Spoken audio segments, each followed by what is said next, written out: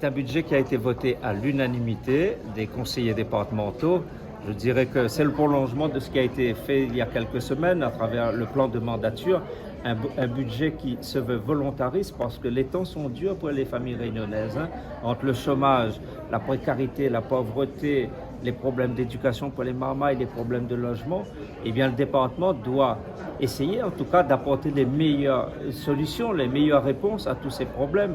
C'est tous les enjeux que nous portons au département et c'est pour ça que ce budget qui a été voté de 1,2 milliard, il y a une large part aux actions sociales dans son ensemble. La priorité des priorités, c'est de porter l'action sociale dans tous les domaines. On va multiplier par 2 le nombre d'améliorations de logements. On va porter l'initiation des jeunes en difficulté. On va porter les aides aux familles, à la parentalité, à la petite enfance, lutter contre les violences intrafamiliales. Donc ce sont voilà tous les enjeux qu'il y a dans ce projet de budget. Et bien évidemment, nous pensons aussi au monde agricole parce que la filière canne a besoin de notre soutien, je le renouvelle, nous sommes présents auprès des agriculteurs qui font de la canne.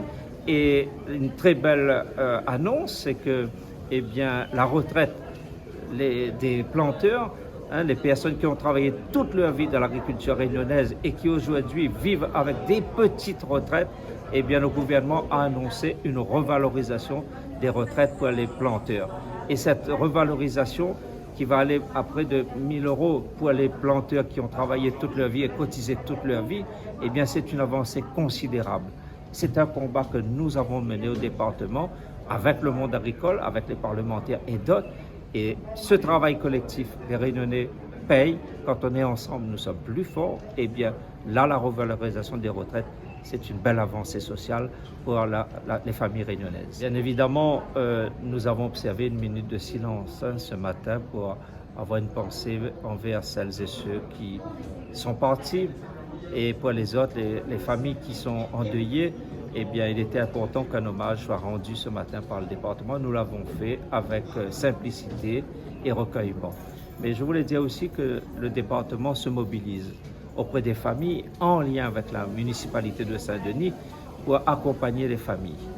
Accompagner, on l'a fait avec les travailleurs sociaux, nos médecins de PMI, et nous avons ce matin voté un rapport qui donne une enveloppe financière à la ville de Saint-Denis, à son CCS, pour aller encore plus loin dans l'accompagnement des familles. C'est une enveloppe de 170 000 € qui a été votée, attribuée au CCS, qui fait chaque jour des efforts d'accompagnement.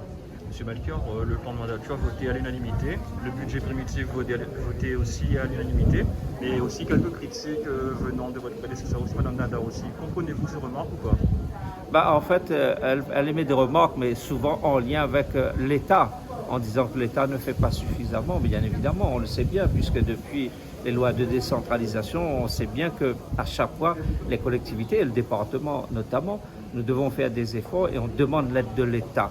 Mais l'État, c'est l'État. Et nous, c'est nous. La vraie question, c'est de savoir ce que nous sommes capables de faire. Et nous, en tout cas, département, je peux vous assurer que nous faisons notre part.